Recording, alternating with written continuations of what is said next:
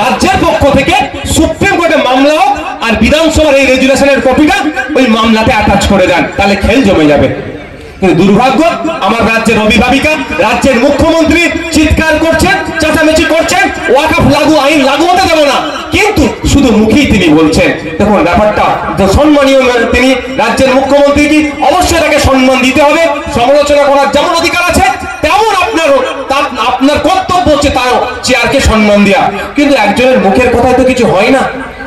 কি করতে তার জন্য একবার কি কোন নোটিফিকেশন জারি করেছে রাজ্য সরকারের পক্ষ থেকে যে আমাদের রাজ্যে ওয়াকফের আইন আমি হতে দেব না, এই জন্য নোটিফিকেশন করে দিলাম? গভর্নমেন্ট কোনো অর্ডার পাস করিয়েছে? তাকে জিও বলে শর্টে, পাস করায়নি, কিন্তু গল্প দিচ্ছে আপনাকে আমাকে, কি এটা গল্প দেওয়া হচ্ছে কি এই রাজ্যে লাগু হতে দেব না। ওই গল্পতে কাজ হবে না, এটা নানি দাদির গল্পের জায়গা নয়, এটা আইন আদালতের জায়গা। তা আমি অনুরোধ করবো আজকে এই জায়গা থেকে দাঁড়িয়ে এখানে আইবির মাধ্যমে বলবো 9 তারিখ থেকে বিধানসভা শুরু হচ্ছে, 9 তারিখ থেকে বিধানসভা শুরু হচ্ছে। এই বিধানসভা অধিবেশনে এই কালা কানুন ওয়াকফ সংশোধনী আইনের বিরুদ্ধে আশা করবো মমতা ব্যানার্জির সরকার অর্থাৎ রাজ্য সরকার আমাদের রেজুলেশন নেবে এই আশাটা আমরা করবো তো হয় নাকি? আমাদের রাজ্যের অভিভাবকের কাছে করতে পারি না আমরা? এখন দেখার বিষয় কি হবে। এই ধরনের মিথ্যাচার করছে। ওয়াকফ বোর্ডের নিজস্ব ক্ষমতা নাই, নিজের জমিটাকে উদ্ধার করাতে পারছে না, সে নাকি অন্যের জমিতে দাঁড়ালে সেটা ওয়াকফের হয়ে যাবে। নিজস্ব ক্ষমতা নাই বলে ওয়াকফ বোর্ড যাচ্ছে কোথায়? প্রথম ওয়াকফ ট্রাইব্যুনালে, সেখানে গিয়ে বলছে মাই লর্ড আমি আমার জায়গা উদ্ধার করতে পারছি না, তুমি একটা অর্ডার করে দাও।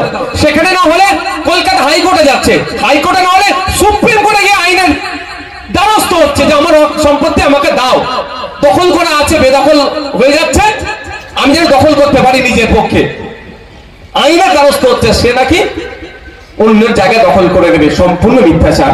আর একটা মিথ্যাচার কি হচ্ছে বলা হচ্ছে, ওয়াকফ ট্রাইব্যুনাল একবার যে অর্ডার দিয়ে দেবে, হাইকোর্টে গেলেও কিচ্ছু হবে না, সুপ্রিম কোর্টে গেলেও কিচ্ছু হবে না, প্রধানমন্ত্রীও কিছু করতে পারবে না, রাষ্ট্রপতিও নাকি কিছু করতে পারবে না, সুতরাং ওয়াকফ ট্রাইব্যুনাল থেকে উড়িয়ে দাও, এই বলে আবার হিন্দু মুসলমানের মধ্যে বিরোধ লাগানোর চেষ্টা করছে। আমি আপনাদের বলি ও বেটারা মিথ্যাচার করছে। সংবিধানের 226 নম্বর অনুচ্ছেদে বলা আছে, যদি ট্রাইব্যুনাল দ্বারা কেউ মনে করছে এই অর্ডারটা আমার পছন্দ হচ্ছে না, হতে পারে, তাহলে শুধু ওয়াকফ ট্রাইব্যুনাল নয়, 12-13 রকম ট্রাইব্যুনাল আছে, সে কি করবে? হাইকোর্ট যেতে পারে, হাইকোর্ট না হলে সুপ্রিম কোর্ট যেতে পারে, যেটা আর্টিকেল 226 এ বলা আছে। কিন্তু বিজেপি সেটাকে মিথ্যাচার করছে। 3 নম্বর ভুল ধারণা যেটা আছে, বোঝানো হচ্ছে যে মুসলমানদের জন্য ওয়াকফ আইন আছে, হিন্দুদের জন্য ওয়াকফ আইন, হিন্দুদের জন্য ধর্মীয় আইন নাই, সুতরাং আমরা হিন্দু, আমাদের জন্য আইন নাই, মুসলমানদের জন্য আছে, তাহলে ওয়াকফ আইন তুলে দেওয়া হোক। এই বলে পাড়াতে পাড়াতে আমার আপনার মধ্যে যারা কাকা জ্যাঠার সম্পর্ক ছিল সেই সম্পর্কটা নষ্ট করার চেষ্টা করছে। কিন্তু ভারতবর্ষের প্রত্যেকটা জাতি, প্রত্যেকটা ধর্ম, প্রত্যেকটা বর্ণ, প্রত্যেকটা সমাজের মানুষের জন্য আইন আছে। যে বিদ্যুৎটা যাচ্ছে মালদা মুর্শিদাবাদে বাংলাদেশে, ওটা বন্ধ করে দেবো, বাংলাদেশটা অন্ধকারে রাখবো, ওটা বললেই শুভেন্দু বাবুকে কি ওপর থেকে ধমকাতে, এই চুপ কর, বেশি বোকা হয়ে যাচ্ছে। ব্যবসাটা এটা ব্যবসার মতো করে নিচ্ছে, পানি বলছে বন্ধ করে দেবে, ভালো কথা, কিন্তু 2019 সালেও তো বলেছিল পানি বন্ধ করে দেবো। হঠাৎ কোন কে পানিটা চালিয়ে দিল আমার ভাই? জানতে ইচ্ছে করবে না? জানতে ইচ্ছে করবে না? আমি জানছি বলি তুমি দেশদ্রোহী, জানছি বলি তুমি ভারত বিরোধী, তোর রাগ সার্টিফিকেট। বাবা সাহেব আম্বেদকর তার টিমকে নিয়ে 2 বছর 11 মাস 18 দিন অক্লান্ত পরিশ্রম করে যে সংবিধান আমাদের উপহার দিয়ে গেছে, সেই সংবিধানে আমার বলার স্বাধীনতা আছে, এবং অবশ্যই সেই স্বাধীনতার মধ্যে যেন সীমাবদ্ধ থাকে। কেউ সমালোচনার ঊর্ধ্বে নয়। দেশের রাষ্ট্রপতিও কিন্তু সমালোচনা করতে পারবেন, আলোচনা করতে পারবেন, দেশের প্রধানমন্ত্রী সমালোচনা করতে পারবেন, তবে অনুরোধ একটাই, ভাষার স্বাধীনতা রাখবেন। দুর্ভাগ্য আমাদের সমালোচনা করতে। গতকালকে একটা দেখছিলাম, ডিবেট দেখছিলাম, বিজেপির এক নেতা, হিন্দি ন্যাশনাল লেভেলের একটা ডিবেট দেখছিলাম, বিজেপির এক নেতা উত্তর দিতে পারছে না, যে বেটা প্রশ্ন করছে তার মাকে খারাপ ভাষায় গালি দিতে শুরু করে দিয়েছে। এটা কি স্বাধীনতা হলো? যুক্তি তর্কে পাচ্ছে না, গালি দিচ্ছে। তাই আমি আপনাদের অনুরোধ করব, আলোচনা করতে হবে, জিজ্ঞাসা করতে হবে যে 2019 সালে পানি তো বন্ধ করে দিয়েছিলাম আমরা, আমাদের 40 জন সেনাকে শহীদ করেছিল বলে ওদের দিক থেকে জঙ্গি এসে। হঠাৎ তাহলে পলিটা কে চালালো আর কবে চালালো? তাহলে সে কি হবে? যে পাকিস্তানকে পানি দিচ্ছে তাকে আমরা কি বলবো? কি বলবো? তাহলে ওদের যারা ওই যে বাজারে গাওয়াচ্ছে না যে হিন্দুকে মেরে দিল, হিন্দুকে মেরে দিল, অবশ্যই হিন্দু ভাইকে মেরেছে, তাকে উল্টো প্রশ্ন করুন, আমার হিন্দু ভাইকে মেরেছে, তাহলে তাদেরকে আমরা আলো দিচ্ছি কেন, বিদ্যুৎ দিচ্ছি কেন, বিদ্যুৎটা বন্ধ করে দিন। তখন দেখবেন উত্তর আসবে না। বলে এটা মোদিজি যখন করছে খুব একটা ভালোর জন্যই করছে, ঘোড়ার ডিম করছে। 2014 সালে মোদিজি ডায়লগ দিয়েছিলেন 1 টাকায় $1 পাবো। তখন 54 টাকা দিলে $1 পেতাম। আজকের দিনে 85 টাকা দিলে $1 পাচ্ছি। আমাদের টাকার মান বাড়লো না কমলো? গল্প শুনিয়েছিল 1 টাকা যখন দেবো $1। আমি ভেবেছিলাম, বিশ্বাস করুন, মনে মনে আমার খুশি হচ্ছিল, বেশ কিছু আমি ডলার কিনে রেখে দেবো। বুঝতে পারছেন না? বৈধ পন্থাতে ডলার কিনে, 1 টাকা $1 মানে বিশাল ব্যাপার তো, কিছু ডলার কিনে রেখে দেবো। এখন 85 টাকা দিলে $1 পাচ্ছি।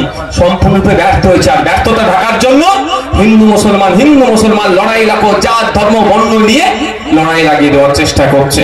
বন্ধুগণ, ঠিক একইভাবে যেটা হয়েছে এর জবাবটা আমরা বিজেপি সরকারের কাছ থেকে চাইছি। শুভেন্দু অধিকারী নেতাকে জবাব দিতে হবে। আমরা ভুলে যাচ্ছি, প্রশ্ন করতে হবে। গুটি কয়েক প্রশ্ন আছে, সেটা করতে হবে এই টেরর অ্যাটাকটা নিয়ে।